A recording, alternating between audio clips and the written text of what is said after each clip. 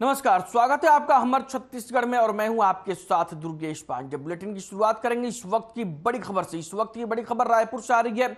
शहीद नंद कुमार पटेल की प्रतिमा का होगा अनावरण। मुख्यमंत्री भूपेश बघेल करेंगे आदमकद प्रतिमा का अनावरण। रायपुर के पिंजरी ऑक्सी जोन में लगेगी प्रतिमा।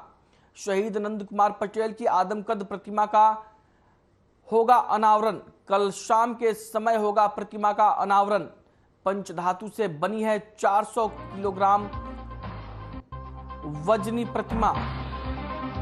9 फीट है प्रतिमा की ऊंचाई। कल शाम के समय प्रतिमा का अनावरण। शहीद नंद कुमार पटेल की प्रतिमा का होगा अनावरण। रायपुर से इस वक्त की बड़ी और अहम खबर हम आप तक पहुंचा रहे हैं। 9 फीट है प्रतिमा की ऊंचाई।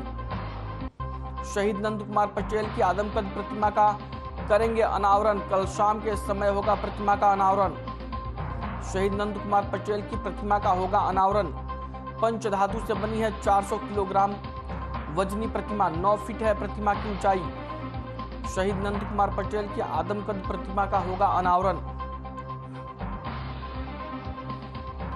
शहीद नंद कुमार पटेल की प्रतिमा का होगा अनावरण। पंचधातु से बनी है 400 किलोग्राम वजनी प्रतिमा।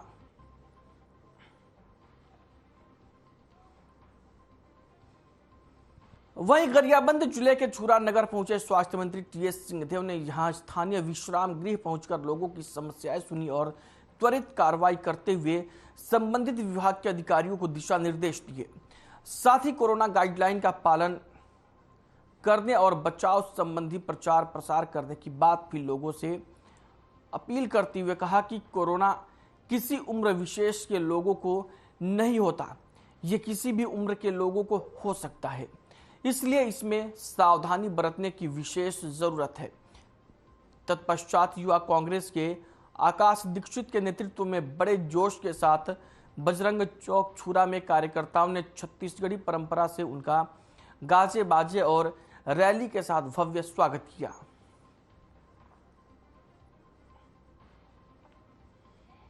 गरियाबंद के छुरा नगर पहुंचे स्वास्थ्य मंत्री टीएस सिंहदेव और वहां उन्होंने लोगों की समस्याएं सुनी। टीएस सिंहदेव ने अधिकारियों को मामले में कार्रवाई के निर्देश दिए और इस दौरान उन्होंने लोगों को कोविड के प्रति भी जागरूक किया और कहा कि कोरोना किसी उम्र विशेष के लोगों को ही नहीं होता, इसलिए इससे सभी लोगों को अपना बचाव करना चाहिए। वहीं इस दौरान टीएस सिंहदेव का भव्य स्वागत यूथ कांग्रेस की ओर से किया गया। आपको बता दें कि स्वास्थ्य मंत्री टीएस सिंहदेव गरियाबंद के छुरा नगर पहुंचे थे, जहां पर उन्होंने विश्राम गृह में लोगों की समस्याएं सुनी।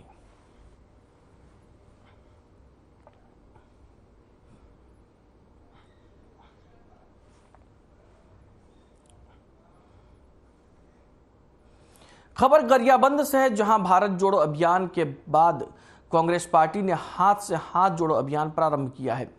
इसको युवा कांग्रेस की ओर से यूथ जोड़ो बूथ जोड़ो अभियान चला रही है। इसी कड़ी में राष्ट्रीय महासचिव युवा कांग्रेस और छत्तीसगढ़ प्रभारी पलक वर्मा, युवा कांग्रेस प्रदेश अध्यक्ष आकाश शर्मा और गरियाबंद जिले के प्रवास पर थे। राजिम कोसरा समेत जिला मुख्यालय में प्रदेश अध्यक्ष का युवा कांग्रेस के कार्यकर्ताओं ने भव्य स्वागत किया। राष्ट्रीय महासचिव युवा कांग्रेस पलक वर्मा ने कहा कि जहां कांग्रेस की सरकार है वहां युवाओं को प्रश्न पूछने की आजादी है, पर बीजेपी शासित राज्यों में ऐसा बिल्कुल भी नहीं है।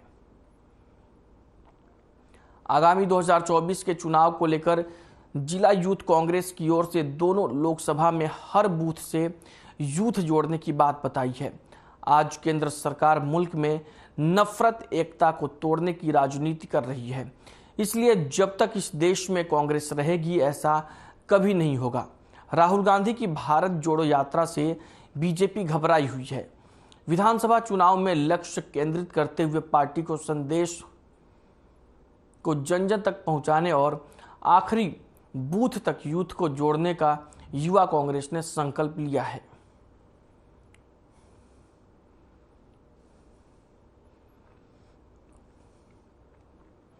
युवा कांग्रेस के राष्ट्रीय महासचिव पलक वर्मा गरियाबंद के दौरे पर रहीं।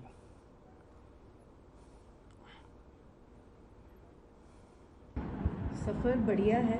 जब पहली बार मैं यहाँ आई थी मुझे इस प्रदेश के बारे में बहुत सारी जानकारी नहीं थी, परंतु आज मैं खुश हूँ कि मैं छत्तीसगढ़ यूथ कांग्रेस की प्रभारी हूँ।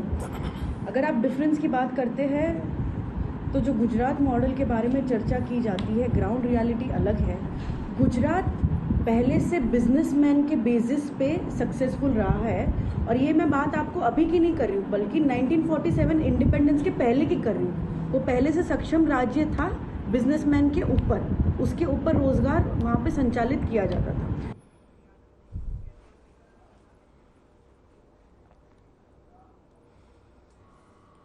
बात करेंगे इस वक्त की बड़ी खबर की। इस वक्त की बड़ी और अहम खबर हम आप तक पहुंचा रहे हैं। इस वक्त की बड़ी खबर बिलासपुर से आ रही है। बिलासपुर से इस वक्त की बड़ी खबर, गुरुद्वारों में किए गए आयोजन, जलियांवाला बाग शहादत पर आयोजन, खालसा पंथ की साजना पर आयोजन, बैसाखी पर्व पर भी हुए आयोजन। बिलासपुर से इस वक्त की बड़ी और अहम खबर हम आप तक पहुंचा रहे हैं। बिलासपुर में कई आयोजन किए गए हैं गुरुद्वारों में। आपको बता दें कि जलियांवाला बाग शहादत पर आयोजन हुआ, खालसा पंथ की साजना पर आयोजन हुआ और बैसाखी पर्व पर भी आयोजन किए गए हैं। जलियांवाला बाग शहादत पर आयोजन, तस्वीरें आप अपनी टीवी स्क्रीन पर देख सकते हैं। गुरुद्वारे की ये तस्वीरें हैं जहां पर तमाम कार्यक्रम आयोजित किए गए। जलियांवाला बाग खालसा पंथ के साजना और बैसाखी पर्व को लेकर गुरुद्वारों में कई कार्यक्रमों का आयोजन किया गया बिलासपुर में।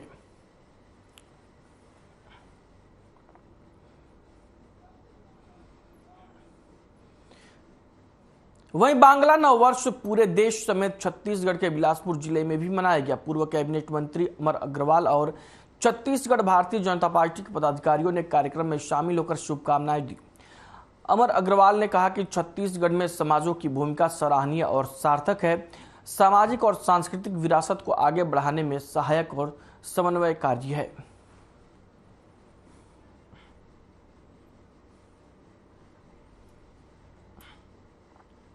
बांग्ला नववर्ष पर बिलासपुर में कार्यक्रम का आयोजन किया।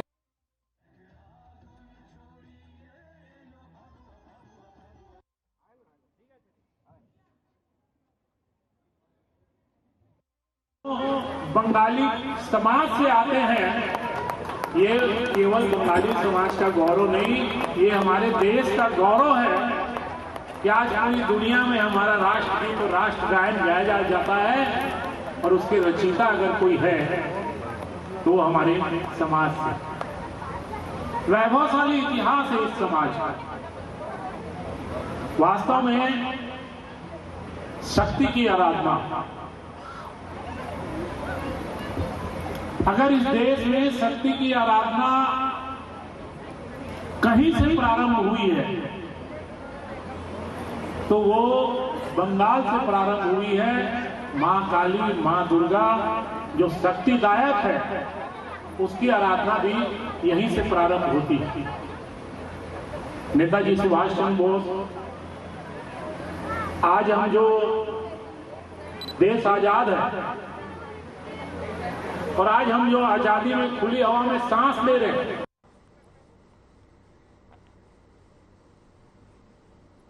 ग्राम पंचायत देवगढ़ में आज भी पंचायत के लोगों द्वारा पारंपरिक तरीके से सरना कटोरी पूजा मनाया जाता है, जिसमें सैकड़ों लोगों ने मिलकर पारंपरिक पूजा अर्चना कर बैगा से धान का बीज लिया जाता है और इस पूजा के दिन में कुल्हाड़ी फावड़ा हल चलाने तक प्रतिबंध लगाया जाता है और पूजा स्थल से ही पत्ते पर आग लगाकर हल चलाया जाता है।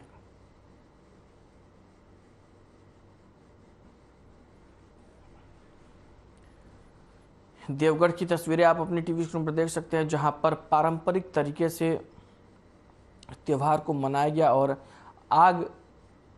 पत्ते पर आग लगाकर हल चलाया गया। सरना कटोरी पूजा की गई और पारंपरिक तरीके से पूजा अर्चना की गई। पत्ते पर आग लगाकर हल चलाया जाता है इस पूजा के दौरान और पारंपरिक तरीके से लोगों ने पूजा अर्चना की, इसमें शामिल हुए, जिसकी तस्वीरें आप अपनी टीवी स्क्रीन पर देख सकते हैं।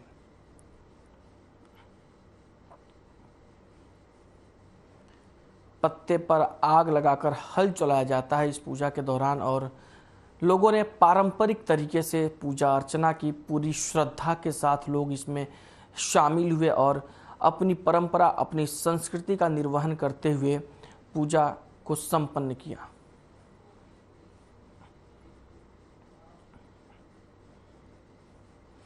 वहीं विधानसभा चुनाव क्षेत्र कठघोरा में ग्राम पंचायत सलोरा एक शांत और व्यवस्थित ग्राम पंचायत है। शिक्षा का वैसा व्यापक प्रसार नहीं है, लेकिन हाई स्कूल तक शिक्षा उपलब्ध है। आगामी विधानसभा चुनाव में रुचि को व्यक्त नहीं किया, लेकिन प्रधानमंत्री आवास योजना के प्रति जागरूकता है और आक्रोश भी। छत्तीसगढ़ प्रमुख सोनी अग्रवाल ने स्वयं प्रभावितों से सामान्य चर्चा की। क्या नाम है गुड़िया? संजना। संजना। पापा जी का क्या नाम है? रामलाल। क्या करती हो तुम अभी? अभी कुछ नहीं करती, बस घर में रहती हूँ। स्कूल जाती हो? नहीं। क्यों? नहीं, तबीयत खराब होने की वजह से छूट गए। कितना पढ़ाई किया आपने? बस 5वीं तक पढ़ी। 5वीं के बाद तबीयत तो ठीक हुई होगी ना, फिर आगे पढ़ाई क्यों नहीं किया? नहीं, इसी तरह देता था इसलिए नहीं छोड़ी। अच्छा, स्कूल है यहाँ पे? हाँ है, 10वीं तक है। 10वीं तक है। बाकी और बच्चे सब यहाँ के गांव के जाते हैं पढ़ने के लिए? हाँ जाते हैं। और आगे पढ़ने का मन नहीं किया आपका? नहीं, फिर नहीं किया। फिर छूटने के बाद नहीं अच्छा लगा। कितना साल हो गया पढ़ाई छूटे? पढ़ाई छूटे 6 साल। 6 साल हो गया। अब नहीं मन करता स्कूल जाने का? अब मन नहीं करता, अब छूट गया है तो अब सहेलियों को भी देखती हूँ तो बाहर में। यहाँ गांव को जैसा विकास दिख रहा है आपको, क्या और विकास होना चाहिए? किस टाइप आप लोगों की क्या मनसा है यहाँ पे? ठीक है, कुछ और डेवलपमेंट होना चाहिए यहाँ पे? विकास, पानी की सुविधा है? हाँ, पानी पर्याप्त मिलता है आपको समय पे? मिलता है। साफ सफाई की व्यवस्था ठीक है। आप क्या उम्मीद करते हैं कि जो भी यहाँ से चुनाव में जीते, उनसे क्या उम्मीद है कि किस टाइप का आप सुविधा चाहते हैं? आपका नाम? शुभ नाम? राकेश कुमार चौहान। कितने घर में सदस्य हैं आपके? 6। अभी यहाँ आपकी बहन थी जो यहाँ पे खड़ी थी, उसको स्कूल क्यों नहीं भेजा गया आपने? उसका मन नहीं था या फिर यहाँ पे जो स्कूल की व्यवस्था है वो आप लोगों को पर्याप्त नहीं दिखी? सब बहुत अच्छा है, मगर एक मैनेज नहीं करी जाए कि तब का कर सकते हैं। अच्छा। नोनी बोली इसकी अब नहीं जाओ भैया, थोड़ा तबीयत खराब बहुत ज़्यादा हो जाते रहे तो कल ले नहीं जाते। यहाँ पे विधायक भ्रमण के लिए बीच बीच में आते हैं कि नहीं? देखते हैं यहाँ की व्यवस्था कैसी है? आते आप लोगों को पानी पर्याप्त मिलता है यहाँ पे? हाँ। और बिजली पानी की सारी सुविधा कैसी है यहाँ? सब बढ़िया है, सब बढ़िया। आने वाले समय में जो विधानसभा चुनाव होने वाला है अभी, तो क्या आप कैसा आपका विचार है कि वापस से उन्हीं की सरकार बनेगी या जो भी आपके विधायक हैं, कि आप लोगों कुछ चेंज है आप लोगों का मूड? नहीं, हमार तो बस वही है, वो अब भगवान के ऊपर है कौन विधायक बनाते कौन नहीं बनाते। नहीं, वो जनता वोट करेगी तभी तो विधायक बनेंगे, भगवान थोड़ी ना आके वोट डालेंगे यहाँ पे। नहीं, तो हमार विचार तो वही है कि भैया बने तब भैया बने डायरेक्ट है। वहीं बस्तर के 2 दिवसीय प्रवास पर आए छत्तीसगढ़ के पूर्व मुख्यमंत्री और बीजेपी के राष्ट्रीय उपाध्यक्ष डॉक्टर रमन सिंह ने जगदलपुर स्थित पंडित दीनदयाल उपाध्याय भाजपा कार्यालय में प्रेस वार्ता कर कांग्रेस पार्टी और उनके कार्यकाल के ऊपर जमकर आरोप लगाया। प्रेस वार्ता में डॉक्टर रमन सिंह ने आरोप लगाते हुए कहा कि कांग्रेस पार्टी को अपने ही किए हुए कार्य के ऊपर भरोसा नहीं रहा। राज्य सरकार अपने लिए वादों पर खरा नहीं उतर पाई है, इसलिए उन्होंने अपने केंद्रीय नेतृत्व को सरकारी खर्चे और सरकारी अमले का उपयोग करके भीड़ जुटानी पड़ी ताकि केंद्रीय नेतृत्व को भरोसा दिलाया जा सके। साथ ही कांग्रेसी मुख्यमंत्री भूपेश बघेल के महत्वाकांक्षी योजना नरवा धुरवा गरबा गाड़ी में फेल होने पर राज्य सरकार से सवाल पूछा कि आप योजना के नाम पर कब तक ऐसे जनता के पैसे को बर्बाद करते रहेंगे। नक्सली हमारे शासनकाल में बैकफुट पर थे, परंतु अब वो सड़क पर आ गए हैं।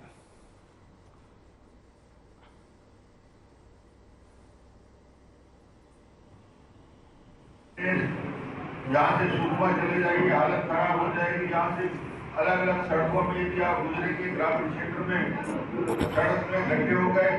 सरकार ने आने के बाद नए सड़क निर्माण की बात तो छोड़ दीजिए, बस्तर में एनुअल रिपेयर के लिए भी पैसा नहीं दिया। जो भी काम चल रहा है वो सिर्फ नेशनल हाईवे में काम चल रहा है या ATP की की सड़कों का काम चल रहा है। स्टेट बजट से कोई काम ये सरकार नहीं कर पाई है। सभी मोर्चे में ये सरकार पूरी तरीके से असफल रही है। ये सरकार की असफलता इस बात को दिखाता है कि आज समाज के सभी वर्ग आंदोलित है और तेज आंदोलन कर रहे हैं। वहीं सीतापुर के लाल बहादुर शास्त्री स्टेडियम में सैकड़ों की संख्या में लोगों ने इकट्ठे होकर भारत के संविधान निर्माता डॉक्टर भीमराव अंबेडकर का 132वां जन्मोत्सव मनाया। इस कार्यक्रम में क्षेत्र के काफी लोग सम्मिलित हुए और भव्य रैली का आयोजन किया गया। इसके साथ ही लाल बहादुर शास्त्री स्टेडियम में भीमराव अंबेडकर की जीवनी के ऊपर प्रकाश भी डाला गया, जिससे उपस्थित सभी लोग बड़े ही ध्यान से सुने।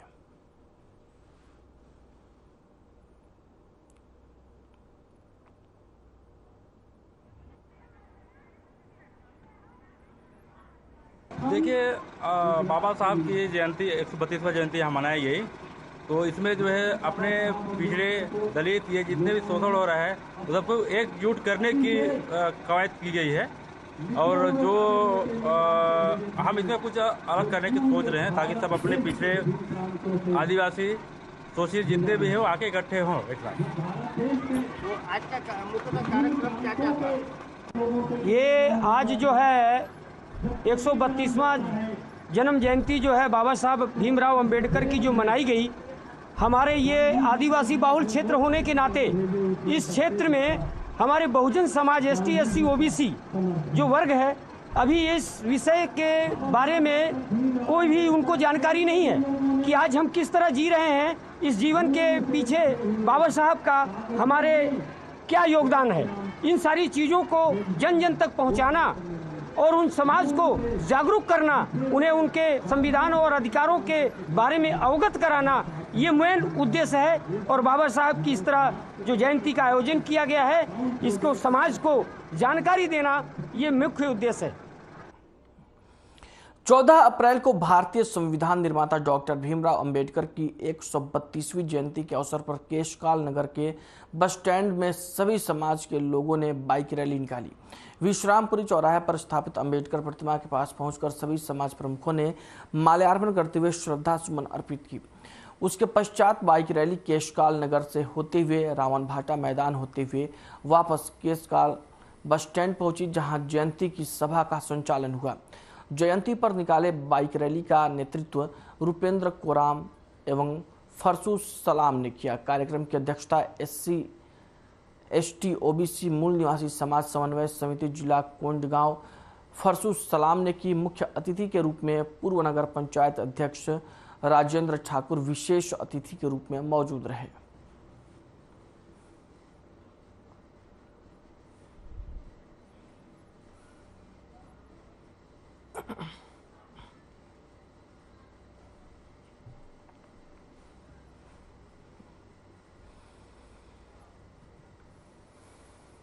डॉक्टर अभिराम शर्मा चिकित्सा एवं समाज सेवक कई सालों से नियमित गरीबों को न्यूनतम शुल्क में स्वास्थ्य सेवा और परामर्श प्रदान करते हैं।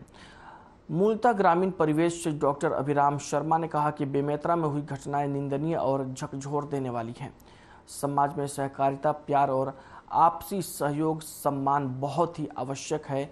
जो भी हुआ है अस्वीकार्य है।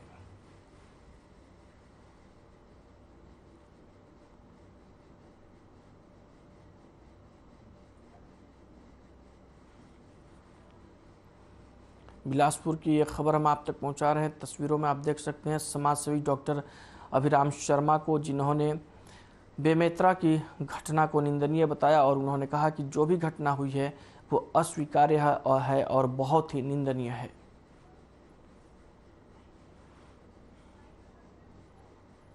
को लेकर मैं यही बोलना चाहूँगा कि हमेशा हिंदू मुस्लिम सौहार्द की भावना रही है हमारे प्रदेश में, लेकिन पता नहीं अभी विगत कुछ वर्षों में यह भावना खत्म होते जा रही है। और निश्चित रूप से जो हुआ है वो गलत हुआ है और शहर बंद का मैं समर्थन करता हूँ। और अब ऐसा दोबारा ऐसी घटना की पुनरावृत्ति नहीं होनी चाहिए, ये अच्छी बात नहीं है।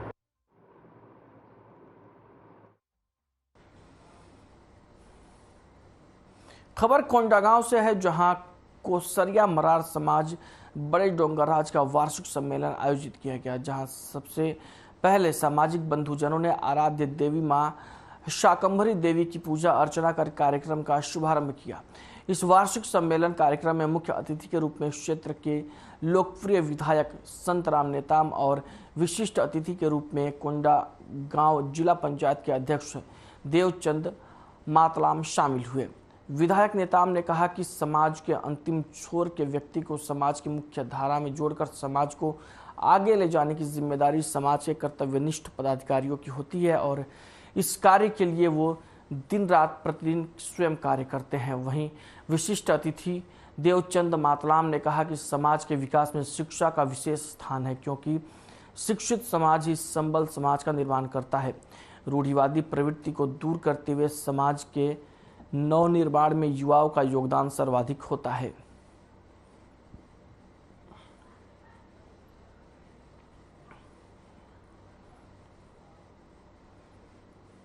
बुलेटिन में फिलहाल के लिए इतना ही। मुझे दीजिए इजाजत। नमस्कार।